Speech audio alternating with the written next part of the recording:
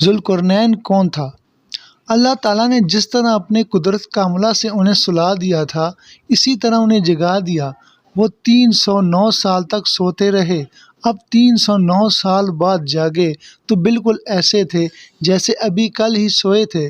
ان کے بدن، کھال، بال، غز، ہر چیز بالکل صحیح سلامت تھی، یعنی جیسے سوتے وقت تھے بالکل ویسے ہی تھے۔ کسی قسم کی کوئی تبدیلی واقع نہیں ہوئی تھی۔ وہ آپس میں کہنے لگے، کیوں بھائی، بھلا ہم کتنی دیر تک سوتے رہے ہیں؟ ایک نے جواب دیا، 1 دن یا اس سے بھی کم۔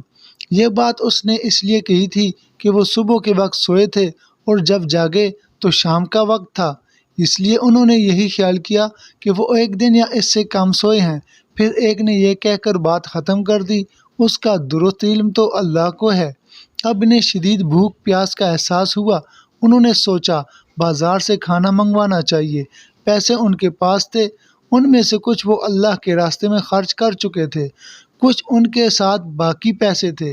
ایک نے کہا، ہم میں سے کوئی پیسے لے کر بازار چلا جائے اور کھانے کی کوئی پاکیزہ اور عمدہ چیز لے آئے، اور جاتے ہوئے اور آتے ہوئے اس بات کا خیال رکھے کہ کہیں لوگوں کی نظر اس پر نہ پڑ جائے۔ سودا خریدتے وقت بھی ہوشیاری سے کام لے، کسی کی نظروں میں نہ آئے۔ اگر انہیں ہمارے بارے میں معلوم ہو گیا تو ہماری خیر نہیں۔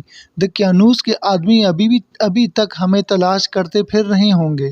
چنانچہ ان میں سے ایک غار سے باہر نکلا، اسے سارا نقشہ ہی بدلا نظر آیا۔ اب اسے کیا معلوم تھا کہ وہ 309 سال تک سوتے رہے ہیں۔ اس نے دیکھا کوئی چیز اسے اپنے پہلے حال پر نہیں نظر آئی۔ شہر میں کوئی بھی اسے جانا پہچانا نظر نہ آیا۔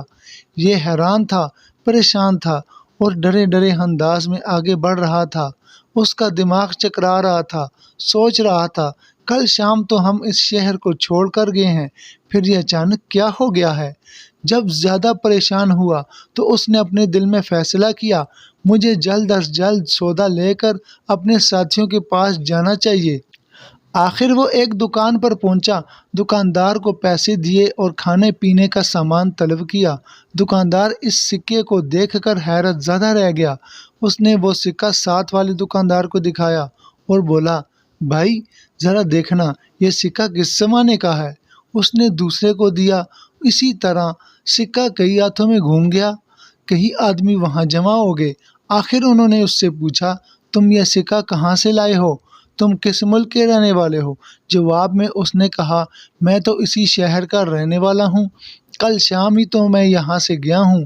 یہاں کا بادشاہ دقیانوس ہے۔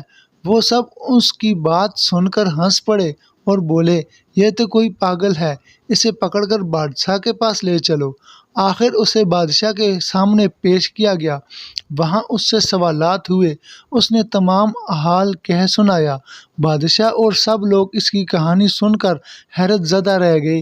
آخر انہوں نے کہا، اچھا ٹھیک ہے، تم ہمیں اپنے ساتھیوں کے پاس لے چلو، وہ غار ہمیں بھی دکھاؤ۔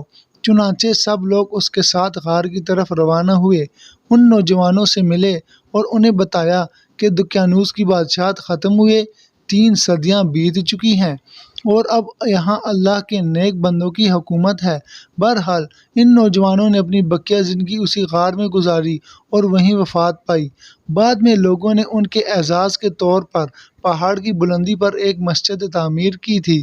ایک روایت یہ بھی ہے، جب شہر جانے والا پہلا نوجوان لوگوں کو لے کر غار کے قریب پہنچا تو اس نے کہا، تم لوگ یہیں ٹھہرو، میں جا کر انہیں خبر کر دوں۔ اب یہ ان سے الگ ہو کر غار میں داخل ہو گیا۔ ساتھ ہی اللہ تعالیٰ نے ان پر بھی نیند طاری کر دی۔ بادشاہ اس کے ساتھی اسے تلاش کرتے رہے، نہ وہ ملا اور نہ ہی وہ غار انہیں نظر آیا۔ اللہ تعالیٰ نے ان کی نظروں سے غار کو اور ان سب کو چھپا دیا۔ ان کے بارے میں لوگ خیال ظاہر کرتے ہیں کہ وہ 7 تھے، 8واں ان کا کتا تھا، یا وہ 9 تھے، 10واں ان کا کتا تھا۔ بہرحال ان کی گنتی کا صحیح علم اللہ ہی کو ہے۔ اللہ تعالیٰ نے اپنے نبی کریم صلی اللہ علیہ وآلہ وسلم سے ارشاد فرمایا، ان کے بارے میں زیادہ بحث نہ کریں اور نہ ان کے بارے میں کسی سے دریافت کریں، کیونکہ ان کے بارے میں لوگ اپنی طرف سے باتیں کرتے ہیں، کوئی صحیح دلیل ان کے پاس نہیں ہے۔ مشرکین کا دوسرا سوال تھا، ذوالقرنین کون تھا؟ ذوالقرنین کے بارے میں تفصیلات یوں ملتی ہیں۔ ذوالقرنین ایک نیک خدا رسیدہ اور زبردست بادشاہ تھا۔ انہوں نے 3 بڑی مہمات سر کیں۔ پہلی مہم میں وہ اس مقام تک پہنچے جہاں سورج غروب ہوتا ہے۔ یہاں انہیں ایک ایسی قوم ملی جس کے بارے میں اللہ نے انہیں اختیار دیا کہ چاہیں تو اس قوم کو سزا دیں، چاہیں تو ان کے ساتھ نیک سلوک کریں۔ ذوالقرنین نے کہا، جو شخص ظالم ہے ہم اسے سزا دیں گے اور مرنے کے بعد اللہ تعالیٰ بھی اسے سزا دیں گے، البتہ مومن بندوں کو نیک بدلہ ملے گا۔ دوسری مہم میں وہ اس مقام تک پہنچے جہاں سے سورج طلوع ہوتا ہے۔ وہاں انہیں ایسے لوگ ملے جن کے مکانات کی کوئی چھت وغیرہ نہیں تھی۔ تیسری مہم میں وہ 2 گھاٹیوں کے درمیان پہنچے۔ یہاں کے لوگ ان کی بات نہیں سمجھتے تھے۔ انہوں نے اشاروں میں یا ترجمان کے ذریعے یاجوج ماجوج کی تباہ کاریوں کا شکوہ کرتے ہوئے ان سے درخواست کی کہ وہ ان کے اور یاجوج ماجوج کے درمیان بند بنا دیں۔ ذوالقرنین نے لوہے کی چادریں منگوائیں، پھر ان سے ایک دیوار بنا دی۔ ان میں تانبا پگھلا کر ڈالا گیا۔ اس کام کے ہونے پر ذوالقرنین نے کہا، یہ اللہ کا فضل ہے، مجھ سے اتنا بڑا کام ہو گیا۔ قیامت کے قریب یاجوج ماجوج اس دیوار کو توڑنے میں کامیاب ہو جائیں گے۔ ذوالقرنین کے بارے میں مختلف وضاحتیں کتابوں میں ملتی ہیں۔ قرنین کے معنی 2 سمتوں کے ہیں۔ ذوالقرنین دنیا کے 2 کناروں تک پہنچے تھے، اس لیے انہیں ذوالقرنین کہا گیا۔ بعض نے قرن کے معنی سینگ کے لیے ہیں، یہی 2 سینگوں والے۔ ان کا نام سکندر تھا، لیکن یہ یونان کے سکندر نہیں ہے جسے سکندر اعظم کہا جاتا ہے۔ یونانی سکندر کافر تھا، جبکہ یہ مسلم اور ولی اللہ تھے۔ یہ سام بن نوح علیہ السلام کے اولاد میں سے تھے۔ خضر علیہ السلام ان کی فوج کا جھنڈا اٹھانے والے تھے۔ تیسرے سوال یعنی روح کے بارے میں اللہ تعالیٰ نے ارشاد فرمایا، یہ لوگ آپ سے روح کے بارے میں پوچھتے ہیں، آپ فرما دیجئے، روح میرے رب کے حکم سے قائم ہے، یعنی روح کی حقیقت اسی کے علم میں ہے، اس کے سوا اس کے بارے میں کوئی نہیں جانتا۔ روح کے بارے میں یہودیوں کی کتاب میں بھی بالکل یہی بات درج تھی کہ روح اللہ کے حکم سے قائم ہے، اس کا علم اللہ ہی کے پاس ہے اور اس نے اپنے سوا کسی کو نہیں دیا۔ یہودیوں نے مشرکوں سے پہلے ہی کہہ دیا تھا کہ اگر انہیں روح کے متعلق کچھ بتایا تو سمجھ لینا وہ نبی نہیں ہے، اگر صرف یہ کہا روح اللہ کے حکم سے قائم ہے تو سمجھ لینا کہ وہ سچے نبی ہیں۔ آپ نے بالکل یہی جواب ارشاد فرمایا۔ لگے ہاتھوں یہاں ایک واقعہ بھی سن لیں۔ جب مسلمانوں نے ہندوستان فتح کیا تو ہندو مذہب کا ایک عالم مسلمان عالموں سے مناظرہ کرنے کے لیے آیا۔ اس نے مطالبہ کیا، میرے مقابلے میں کسی عالم کو بھیجو۔ اس پر لوگوں نے امام رکن الدین کی طرف اشارہ کیا۔ اب اس ہندوستانی نے ان سے پوچھا، تم کس کی عبادت کرتے ہو؟ انہوں نے جواب دیا، ہم اس اللہ کی عبادت کرتے ہیں جو سامنے نہیں ہے۔ اس پر اس ہندی عالم نے پوچھا، تمہیں اس کی خبر کس نے دی؟ امام رکن الدین بولے، حضرت محمد صلی اللہ علیہ وآلہ وسلم نے۔ اس پر اس ہندی نے کہا، تمہارے پیغمبر نے روح کے بارے میں کیا کہا ہے؟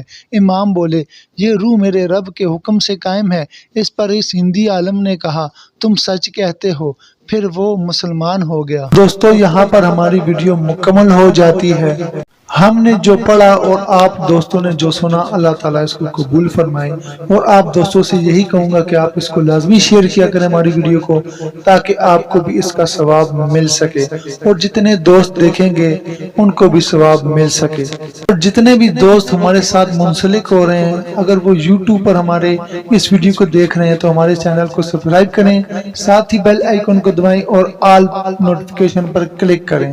اگر فیس بک پیج پر دیکھ رہے ہیں تو اس فیس بک پیج کو فالو کریں اور وہاں سے اپنے دوستوں کے ساتھ شیئر کیا کریں، تاکہ آپ کو اس کا مکمل پورا ثواب مل سکے۔